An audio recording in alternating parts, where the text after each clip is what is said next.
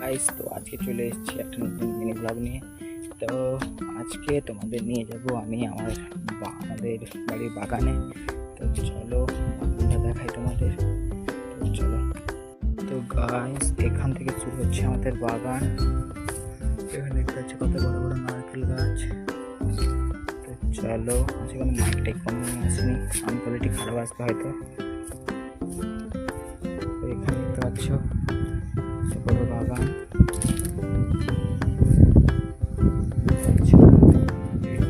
খেজুর গাছ, লেবু গাছ হয়েছে, লেবু গাছ লেবু হয়েছিল, লেবু হয়েছে, লেবু গাছ, তারপর এখানে কলা গাছ চারিদিকে। তো দেখতে পাচ্ছ আমার বাড়িতে নতুন একটা পুকুর খোলা হয়েছে এখানে এটা। তো আজকের ব্লগটা কেমন লাগলো সবাই কমেন্ট করো। তো